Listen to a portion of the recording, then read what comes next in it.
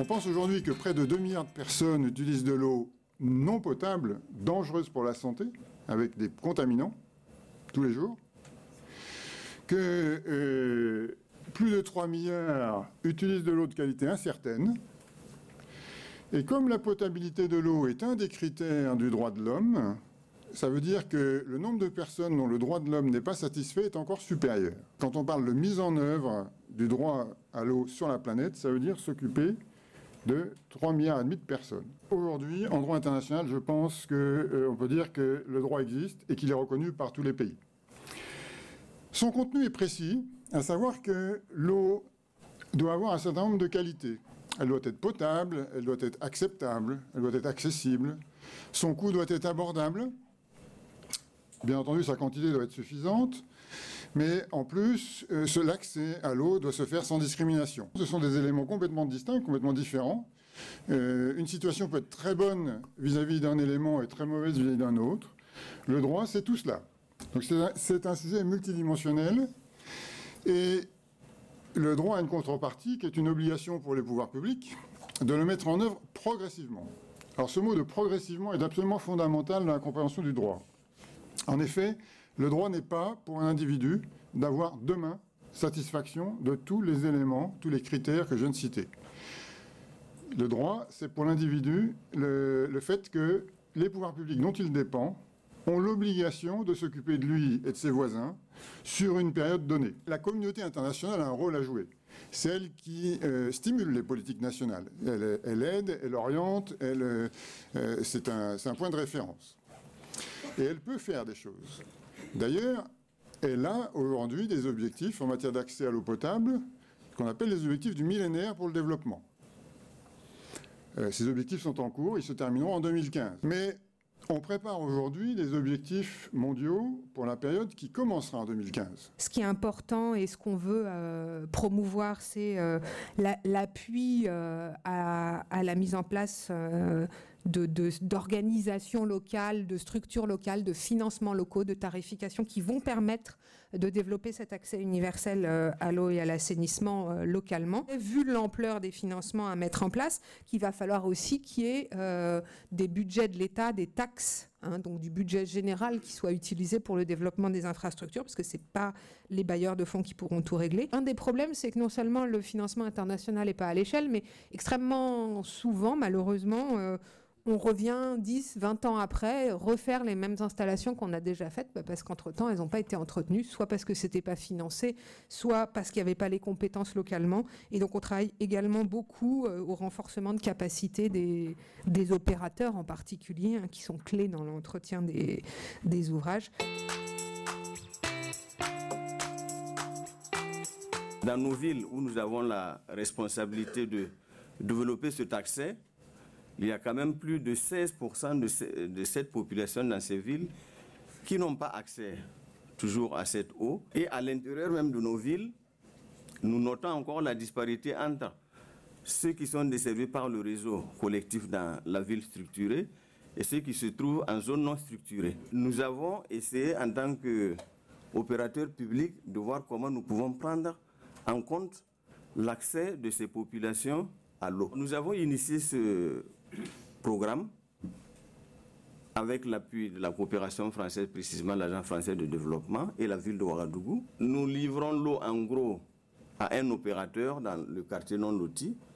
L'opérateur local est choisi par appel d'offres avec un critère qui est le coût d'achat qu'il nous propose à partir du réseau conventionnel, mais avec également des contraintes de pouvoir vendre l'eau aux deux services que sont les branchements particuliers, les bornes fontaines, au même tarif que nous le pratiquons dans le périmètre loti. La solidarité dans la politique tarifaire est l'élément clé également de succès, puisque c'est grâce à la solidarité que le tarif moyen de vente sur l'ensemble de notre périmètre est autour de 487 francs, pour des coûts moyens de production de 388.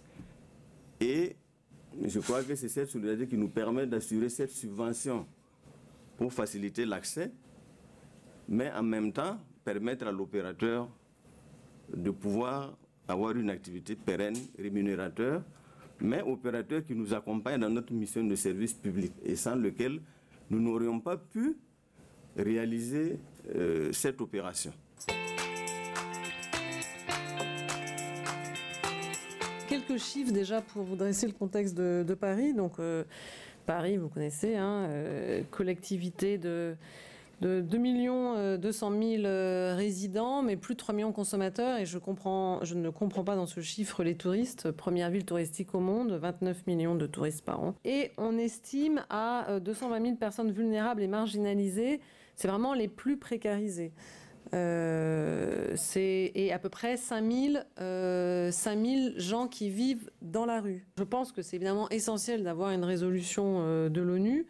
De fait, on n'a pas attendu 2010 pour commencer déjà à essayer de rendre effectif le droit à l'eau à Paris. On a beaucoup parlé de la tarification sociale de l'eau, qui est globalement, pour moi, un usage un peu impropre.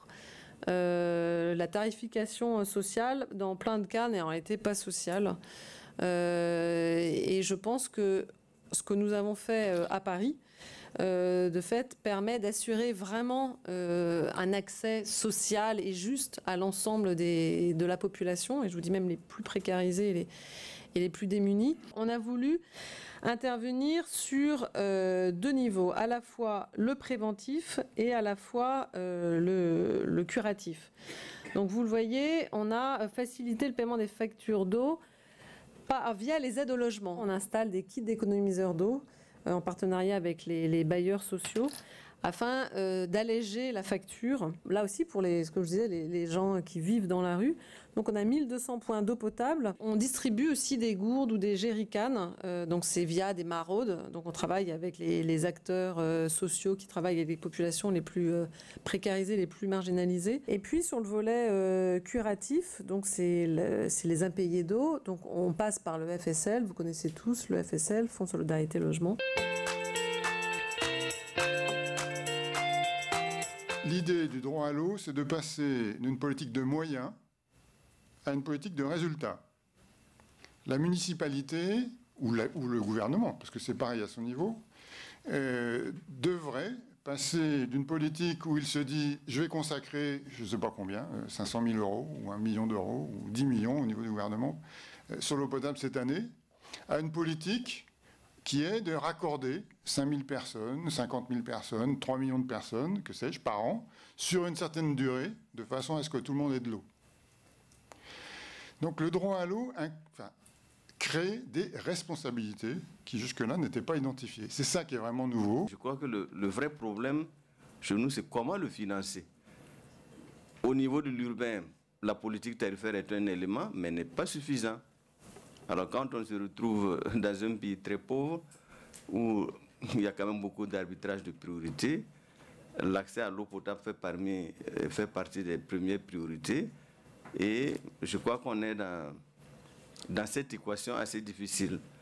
Donc le problème n'est pas l'inscription de ce droit au niveau constitutionnel dans notre cas d'espèce, mais c'est comment nous la mettons en œuvre. Ce n'est pas un sujet non plus suffisamment politique au sens politique, c'est-à-dire de débat, un sujet vraiment suffisamment évoqué, parce que en fait ce sont souvent des réseaux invisibles.